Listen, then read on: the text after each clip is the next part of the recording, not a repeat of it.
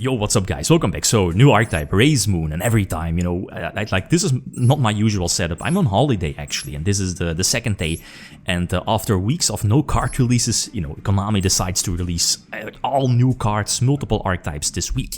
So that's a bummer, so we are trying them out. Second one, or the third actually archetype from the new deck build pack is Raise Moon. Raise Moon is, I feel the deck or the archetype that has the most potential from the three. The first one we revealed some time ago being Senate. That's okay, a lot of bricks kinda in the main deck, the normal oriented archetype. Xenovader we reviewed yesterday, which also has potential. But this one, there's also potential in this one. But again, for now, they kind of feel like a bit too fair. But you'll see. So what's the gimmick? It's they have multiple level 7 monsters, so I'm getting like Kashtera vibes. You obviously want to get them to the field. Most of them, if not all, almost.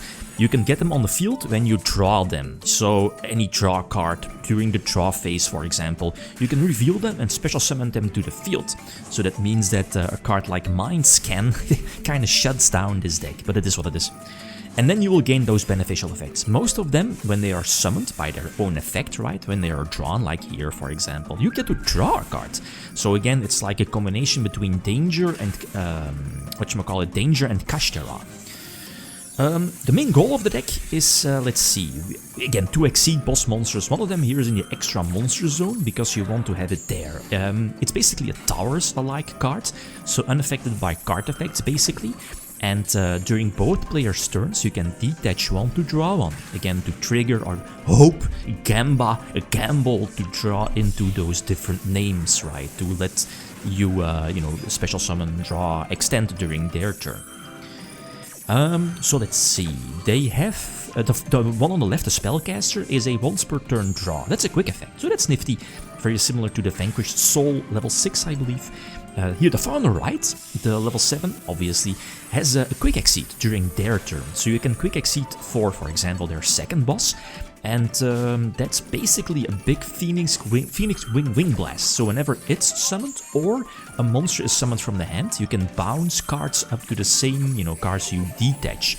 So I think I detached 3, and, we can bounce 3 back to the deck. So okay, that's kind of silly, because you could potentially do this turn 0, as you'll see in a few moments. So what does it say? Sailor, the far left Spellcaster, quick effect, draw one to potentially draw into multiple copies, multiple names. So it feels like Danger. You constantly want to have as many of those names drawn as possible. And again, you have many, built-in possibilities to do so. The continuous spell is also a nifty one. It's basically a Pot of Avarice. During the end phase, what is it? No, it's, not Avarice, because you're not drawing, but you can send any of your themed monsters back to the deck. That counts from your banished pile, from your graveyard, that is.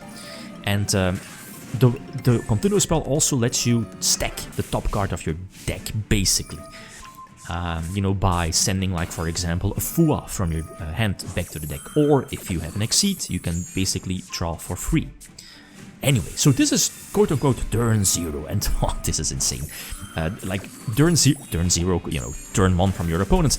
Here I think I discarded their own Mistaken Arrest. I think it's Mistaken Arrest. So whenever they add, we can draw.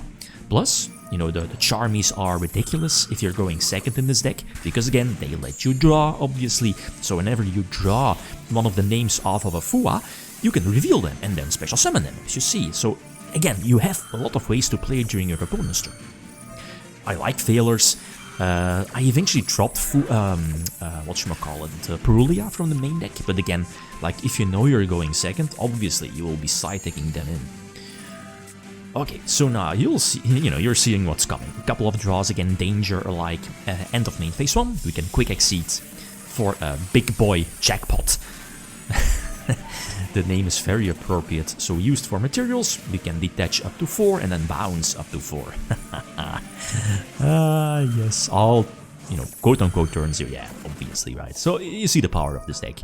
Like, if everything goes well, you hitting the names, you need to be lucky, even though there are, quite of different names already. But, so that, again, that's one of the reasons why I see this deck could have potential. Okay, continuous spell, stack the top card. Okay, yeah, because Fua was activated, so we don't want to give them the draw. You know, the appropriate exceed would have been the Towers one to, you know, give us an extra draw, but again, we don't want to Fua them, or, you know, give them a draw off of their Fua, because we have the, what is it, I forgot its name, but we can quick exceed during their turn. The Edge is definitely nice, we have Bell, we have Failure, 7-star Sword is iffy, it triggers their level 7 draw-on effect, but you're just getting murdered by Ash, so it is what it is. Okay, so this is iffy as well, but we can tag. So now our Towers is unaffected, obviously. We only will lose 1, but again, we were able to draw, etc. So I think it's fine. His Magician is unaffected by card effects. That could be a problem, actually. And I will talk about that in a couple of moments. You know, the new, what is it, Gallet Thief? You know, as you saw in the side deck, Lava Golem. Because I think this deck actually might be a go second deck. Because it's so, like... Because if you know you're going second, and obviously you know if you want to go second, you know what I mean. You definitely want to main Perolia, Charmies, you know, all Charmies basically. You can go for Lava Golem because there's only basically one normal summon in the deck. So you know where I'm going towards. Again, like, I feel this might actually be a going second deck because of that. So go for the Towers, detach one, draw Fua, every time, guys, every time. But okay, we draw on because I needed one extra level 7 for this. This is basically a big, well, not a boss, but a big attack monster to attack over the Magician. And now, whew, we are back in the game. Continuous spell, Pot of Avarices, everything back to the deck. So that's nice, you know, refueling your names, increasing basically the chances of you revealing one of those names and eventually get them on the field. Archfiend is fine, you know, we will eventually draw Fua. Like, this is the reason why I dropped the Perolias as well. Like, here, one name and we win, and like, look at this.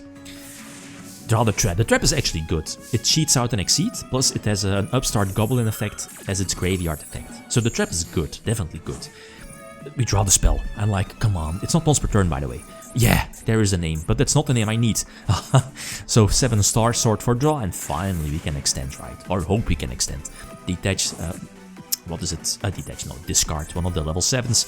They have one, what is it, Bounce Monster and Bounce Spell. Both of them are basically an Upstart Goblin. We can answer their Continuous Trap, and this should be our game, right? Eventually. So cheat out the big boy, the jackpot, which won't trigger because at the summon, at least at the moment of summon, you know, you didn't have materials, right? But we can go for this one, detach, not hit the name, but we can banish a trap, and there is a name we can summon. This will trigger because a monster was summoned from the hand, and then we can bounce everything back to the deck, yeah. And this should be our game, so really nifty. Last one. Going first. No, this is basically your only monster that can be normal summoned, is your normal summon. Cyber Dragon alike. But also has a draw effect, right? So let's see.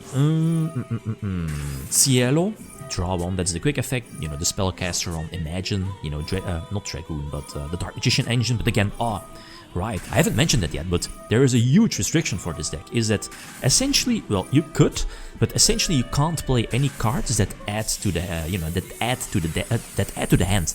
You know, searches, whatever, like Fenrir or Unicorn, you know, to search something, because you're basically not allowed to do that with this deck. You could, but again, that might be iffy, awkward. So essentially you can't search with this deck, so you can only draw, if that makes sense. We're ashing the Engage, you know, Sky Striker is definitely a big deal. Monster is summoned from the hand, which we are bouncing. Another monster was summoned from the hand, so we try to hit one of the names we miss. Yeah, here I was running Perolia. We get Belt though, and that's no, it doesn't matter, because we already used both the Exceeds, so it doesn't really matter. But the Trap was there to potentially banish, draw, you know, you get the deal. Use the spell during the end phase, set everything up again, draw the... This is the hand trap, by the way, yeah. But it's also an upstart, so that's nifty. It's not only the Mistaken Arrest, right. So use the continuous spell to draw. This is not going to be enough. Let's see, I don't think we can go for Zeus. Yeah, we are blocked because we used the hand... No, we can go, yeah, indeed. Okay, which is okay. Set call by, set the trap. Refuel the deck, you know, increasing the chances of drawing into those different names. Fua, we are call buying, and you know, this is basically a losing battle for them. And you know, like here, you see why I, like if going first, obviously probably I won't do anything, so that's why I added in failures over that. So let's see, we can attach again with the jackpots. This is all fine. Ah, right. Like look, that's the last effect of the towers, is that if your opponent wants to search, you can use your towers to, instead of let them searching, they draw one, which is nifty. So all in all, like this archetype definitely has potential. I think it's the better one off of the 3. But, I mean, the time will tell, right? But I feel it definitely has potential, but especially as a going second deck, like a lot of non-engine, lava golems, the thief, right, and so on. So, feel free to leave suggestions. Okay, thanks for watching, feel free to leave a comment or like. If you enjoyed the video, leave them signing out. Peace.